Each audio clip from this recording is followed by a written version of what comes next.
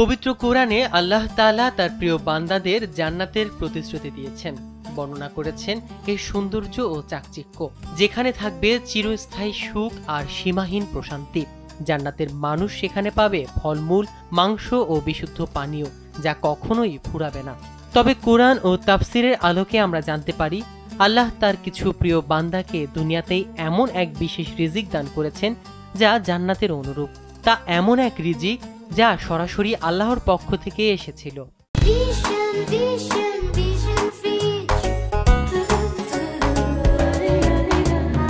এই অলৌকিক অনুগ্রহপ্রাপ্তদের মধ্যে সবচেয়ে মহীয়সী ব্যক্তিত্ব ছিলেন হযরত ঈসা আলাইহিস সালাম এর মা মরিয়ম আলাইহিস সালাম, যিনি দুনিয়াতে জান্নাতের রিজিক পেয়েছিলেন।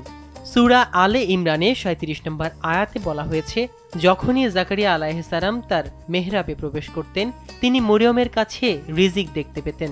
তিনি বলতেন, হে মরিয়ম, এগুলো তোমার কাছে কোথা থেকে আসে? মরিয়ম বলতেন, এগুলো আল্লাহর পক্ষ থেকে আসে। অতএব বলা যায়, মরিয়ম আলাইহিস সালাম দুনিয়াতে জান্নাতের রিজিকের স্বাদ পেয়েছিলেন, যা ছিল আল্লাহর বিশেষ অনুগ্রহ ও ভালোবাসার নিদর্শন। হযরত মুহাম্মদ সাল্লাল্লাহু আলাইহি ওয়াসাল্লামের জীবনেও দেখা যায় বহু মুজিজা, যেখানে খাবার ও পানীয় আল্লাহর অনুগ্রহে অলৌকিকভাবে বৃদ্ধি পেয়েছিল।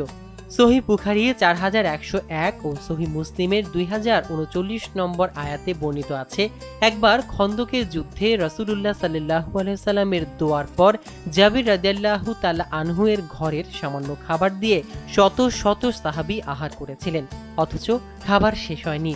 সেগুলো সরাসরি জান্নাতি খোরাক না হলেও আল্লাহর পক্ষ থেকে দেয়া বরকতের রিজিক।